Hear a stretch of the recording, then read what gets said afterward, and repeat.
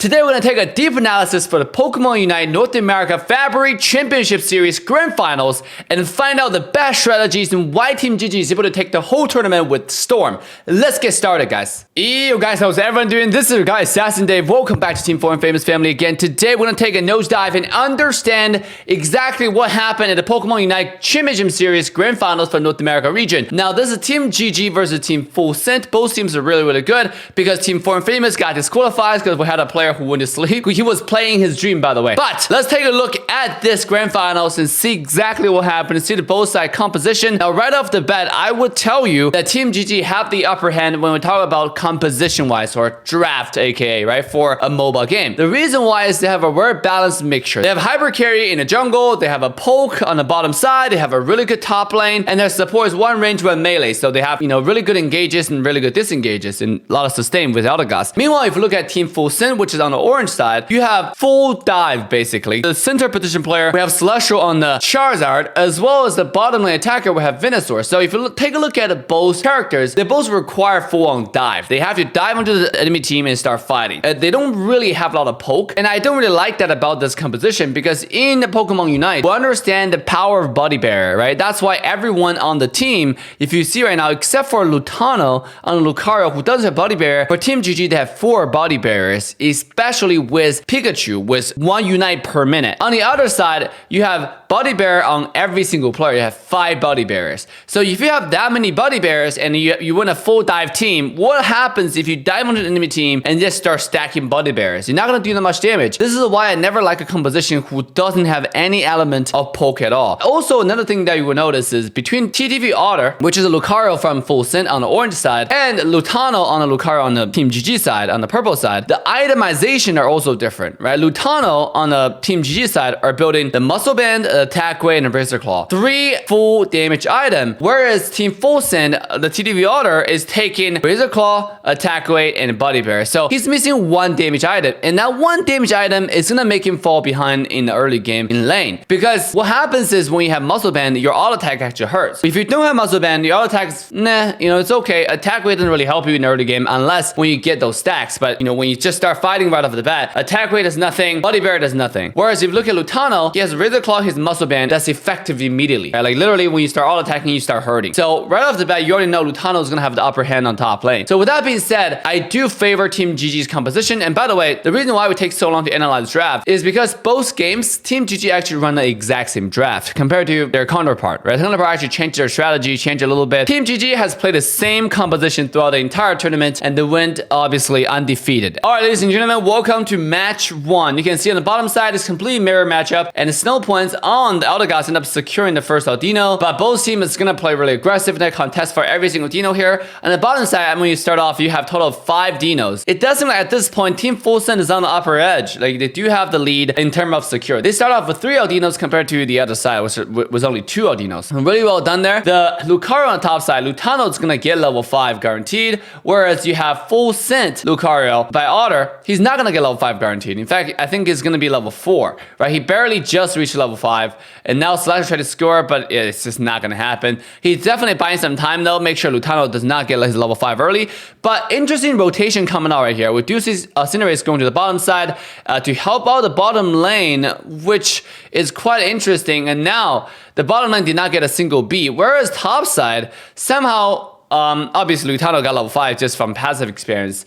But we have Jungler mirror their rotation actually. Like I would say not mirror, so the opposite direction of their rotation. You have a Celestial on a Charizard going to the top side, which guarantees level 8, and you have Cinderace coming to bottom lane, really trusting his top lane to solo 1v2 there, which is quite interesting, and it definitely paid out many dividends. Now Otter with the early game advantage trying to go into the jungle and try to invade, but you notice how Toon is not really hitting the buff at all. He's like, okay, you can take the buff, but I'm gonna take your life for it. Quite interesting because he had lead because of Charizard skank, and now he's throwing that lead all away by invading and not really getting anything out of it. You got a buff, but killing yourself for a buff is really bad in the early game. Especially helps Cinderace tremendously. Cinderace ganking bottom lane is okay, but if you don't kill anyone or don't score any points, you don't get that much lead over it. Like yes, you can get some farm, but it's not like life-changing amount of farm. You can see that Toon is level 7.5. Usually, if they're really successful, they'll be level 8 by now. But Toon is getting a surprise gank on the bottom side. They got to kill on a Venusaur, and now Balan try to get some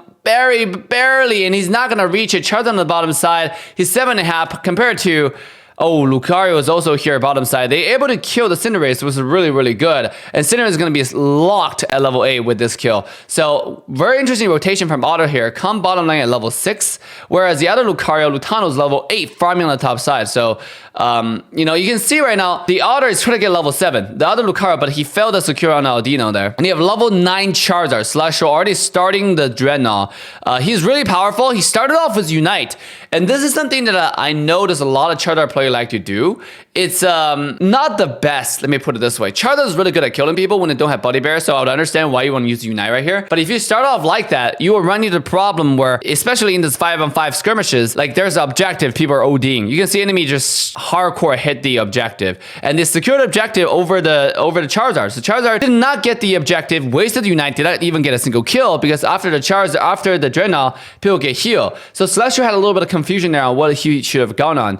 What he could have done if just all attacking, use a flamethrower and then the fire thing, just do damage. And then after people get low, let's say Cinderace get low, you can use your Unite, kill the Cinderace right away and turn back on to Goof, onto the Pikachu. That could have been something that's really good for them. Oh, now it's reverse OD, reverse overdose from Team Fulcent on the bottom side. They're scoring some points, but they're definitely not looking to break this right now, which is interesting. I mean, if anything, I would have break, to be honest. Like, I don't know why they didn't break. And now they're ODing too much. Snowpoint's gonna die, and it does seem like Wiggly's gonna die also. Red Love has just reached level 5, guys. This guy is level 5. His Ivysaur. He's getting one punch, 50% HP down right now. Like, he's not having any farm at all. Where look at Goof, his Pikachu is level 9 because he didn't have any evolution, right? He just sits bottom lane, poke, and do whatever he needs to do, like to get farmed. And that's something that I've talked about, the draft efficiency. Okay, once again, Charizard on the top side, should have started with Unite. Again, it has not paid him off if it was any dividends. And now he got a kill on support, but at what cost? He's gonna die for it because he failed to kill Toon. He was not able to pay like that much attention to Toon, and Toon got the upper hand for this trade. He was able to go into the bush, get himself invisible for a second. So again, Charizard, I think, just a little bit rushing his Unite right now. What I would do is do a lot more damage with my Flame and stuff before I commit with my Unite. You can see right here on the bottom side, Red Love scored the bottom tier 1, but at what cost? He's mostly gonna die to 2 supports right here because he doesn't even have a Unite. He's a level 8, and then one more thing will get the job done, plus Dazzling Gleam.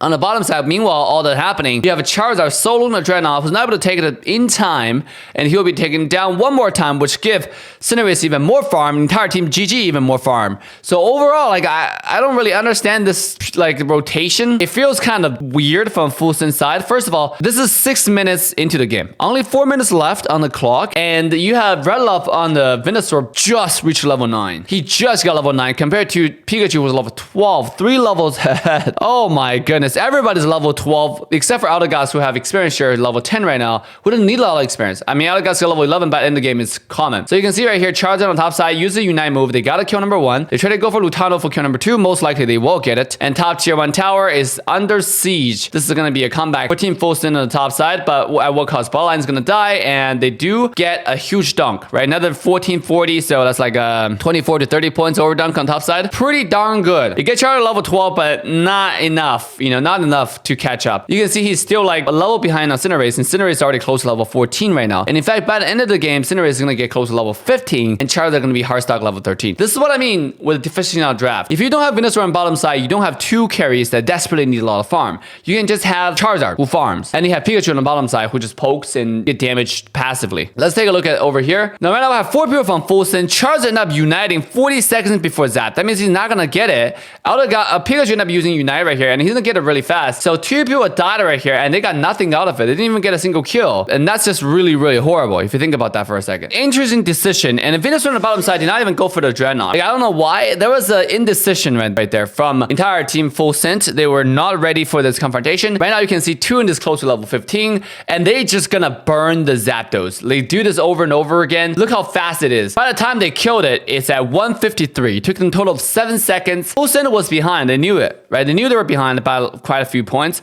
So coming to the Zapdos fight, they were not ready for it. They did not go to the Zap pit in time. So they're 300 points behind. This is already GWP. So if you look at this whole game, I think there's a combination of like misdraft. I do not like the Charizard and the Venusaur combination. It's just not good because you have too many people that need too much farm. Yeah, I think Charizard with Pikachu is probably the best. Also, not only just farm, Pikachu offers so much poke, right? And also Pikachu has, again, United once per minute, which offers very valuable body bear, which offers incredible amount of damage. That's why you shouldn't have picked so many Pokemons that hardcore late games. So right now they're 300 points behind, and the game 1 goes to Gaming Gladiators. All right, ladies and gentlemen, welcome to game 2. The interesting thing about this game is Team GG and Team Full Send did not switch side, which they should, but I don't know why they didn't switch. It should have been Red Love's team Full Send on the purple side, and then Gaming Gladiator on the orange side. The reason for that is, a lot of people say, oh, it's a mirror matchup, doesn't make any difference. Actually, a huge difference for those people who do not pay attention. On the purple side, you start off with grass on in your center area. On the orange side, you start off with sand in your center area. Now, why does that make a difference? On the purple side with grass, what happens is your first Lillipup is gonna go top. It's gonna go close to the top side. So Cinderace has the option to take that Lillipup, take the first buff, and then rotate to the top side to screw with the top jungler from the enemy side. Whereas if you're on the sandy side, if you're on the other side of the map from Team Full Send's perspective, the first Lillipup is going to go bottom. So he will have to go bottom also with the Lillipup, and then he have to take 2 camps if you want to make it top in time. That takes a lot longer than the other options. So it's overall just less aggressive map, I would say, if you have the sandy side. It's not exactly mirrored like most people would think. The sandy side and the grass side is actually different, you know, in the center area perspective. Top and bottom are exactly the same, but the center area really determines which side of the map gets more aggression. You can see right here, because of the rotation here, Gaming Gladiator, you still have the jungler top side, and Otter most likely will die. One more time, a lot of aggression on top lane, and then Toon will get the kill onto the enemy Lucario, the Otter. So you start off with aggression on the top side. The bottom lane, very aggressive from Team GG also. Right now, Toon is completely dominating with those score, with the levels, with the help of Lutano. They kind of play off of each other, right? First of all, Toon is zoning to give Lutano the opportunity to score. And then when Cinderace is scoring, when Toon is scoring, Lutano was going to zone the other Cinderace away. It's just a lot of synergy going from all across the map right here. Overall, Gaming Gladiator is already 62-0. That's a lot of points. A lot of points in the early game means a lot of experience. Now, 60 points overall, on a grand scheme of things, is not a lot of experience at all. But on the bigger stage, oh, Otter come to the bottom. This is another thing. He's level 5. He come to the bottom side. He didn't do anything. He just gave free experience, and now Snow Point's gonna die. It's a 2-0. Going to the first beast. Pyro Ball is being used by Cinderace also. That means they don't have any secure tool. Okay, that Pyro Ball secured a 1 tiny bee. Now Celestial is in a lot of trouble. Toon's close to level 9. So the first red this time is going to be even worse. That's why you do not want to lose top. It's literally just top gap every game. I talk to my team the same way. For the good teams, for high competitive teams, especially in NA region where we're doing NA meta 113, is who wins top wins the game. You can see right here, Team GG is not going for Dreadnought. They're straight up going to kill you. Right? That's exactly what happened. Toon started off with Unite, which is I think is questionable, but they did it. So they started with Unite. They got a 4 KO out of it. They killed everyone. I think 5 KO actually. They killed everyone, and now they're gonna get the Dreadnought and they score the points. Like, which is why do you even defend it? You know you're gonna lose that. Just go for top Rotom. This is something that I don't really understand from teams, like especially in Pokemon Unite. People are so OD'd, like laser focused, or should I say narrow visioned on one objective. They understand how important first Dreadnought is, but if your team puts yourself in such a bad position going to this fight, and there's no reason for you to go for it then, right? Just go for the other objective. Just go for the top Rotom. You can see right here, this is just so question game. Right, Team GG, they're just fighting a tier 2 on pad in your slow zone, and nobody's dying. Okay, I take my word back. Finally, Pikachu died, because that you don't want to fight in this area, but they're so far ahead. But again, like, I don't understand this at all, right? There's absolutely zero reason for them to do this. For Team Full Send, I mean, come to the first Dreadnought and try to force the first Dreadnought. Not only did they lose everything, they also lost, like, they lost everything. They lost the Dreadnought, they lost first tier 1 tower, bottom tier 2 got scored a little bit of points, and everybody died again when they come back. Now, obviously got a lot of caught-up experience because Gaming Gladiator did end up going OD overdose on a bottom tier 2 tower, and then going to the slow zone, they have to expend all this kind of unites and stuff just to keep Goof alive, and Goof still died. So it's a little bit soul crushing games, I would say. You can see, ooh, nice secure there from Full Send on the Rotom, but at what cost? Is anybody going to Toon? Toon's Unite did get canceled. He does have the movement speed though, and now Pikachu one more time. Gun on top side, start using Unite, and then nobody's able to score. They got a Rotom, but Rotom doesn't really offer the team much if they're not able to score. See, if you think about it for a second, if the entire team Full Send did not contest the first Dreadnought, and they just go for the top Rotom, they can score the tier 1 and potentially tier 2 and get all the Aldinos, and all of a sudden they're back in the game for the second dread. But instead of what they did was they used all unites, and now they can't get the second dread either. They just falling further and further behind. So this is something that, again, if you're really far behind, we do have to make adjustment. We do have to be flexible. And Team Full Send was just not that, right? They were not really flexible going to this tournament. They were actually pretty stiff on their decision making, you know, as you saw. We have to force the Dreadnought. Even though our jungler is level 7, enemy has a level 9. Even though our Lucario is level 5 and enemy is level 10. Why? Why do you have to get this, right? That's something I don't understand. I'm pretty sure Zagora has Unite, maybe? Is that why they're going in? Yeah, they're trying to score this, but they couldn't. Eldegoss even used Unite to give it the Body Bear. And Zagora want to get a tier 2 score, but did not get it. Top lane, Celestial got a 50-point dunk. That's really good, but at what cost? End up dying right after. Giving Cinderace a level 14 yet again at 3 minutes and 30 seconds on the clock. Closing level 15. He's getting level 15 every time. Oh, one more time. Take a look at Goof, right? 3 minutes, 20 seconds. Usually, nobody's going to use Unite this timer. But Goof is able to do that because he's Pikachu. Pikachu is just that boss, right? Pikachu is just that different. Because your Unite move is such short cooldown on a caster, on a mage type of Pokemon, which is just really, really advantageous for whichever team that has Pikachu. That's why I like this character so much. The Unite move is built different, right? You can use this so often, and he's gonna get his Unite by Zapdos coming up. Now the entire team going top side to contest the Rotom. It is more important objective. Otter goes in, only go on Zagrug. He's taking quite a bit of damage. Not a successful engage. And now you can see Lutano is level 13 compared to level 11 Lucario, and a Pikachu level 12 compared to level 12 Venusaur. Now level 12 Pikachu and level 12 Venusaur are different kind of beast, okay? Level 12 Venusaur literally does nothing, kind of. Because level 12 Venusaur, you don't have to expand a Petal Dance, where level 12 Pikachu, it doesn't really matter. He does damage no matter what. He one-shots 60% of your health no matter what. And on top of it, he can use Unite to compensate if he needs more damage. That is, you can see bottom side, Team GG gonna secure the last Dreadnought. And that's absolutely insane. They got 2 Rotoms, and they're gonna go for 3 Dreadnought this entire game. And that's gonna give everybody level 13 and above, give Lutano level 15. Even their support, level 12, level 13 now. Zagrug. Oh, now Relov want to flip this. They're using every Unite on it. I think they're gonna get this flip also. They got the flip, but they end up losing the game because everybody died afterwards. Because their escape path after they got the Zapdos was kind of weird. You can see Relov end up dying. Snowpoise only scores 60 points here. Cinderace died also. He was not able to score as well. So right now you only have like 100 going to the top side, and Wiggly end up dying. So, and 160 points going to the bottom side. So end up scoring like 160 points. And Snowpoint try to like defend this. It just seems impossible unless you die for it.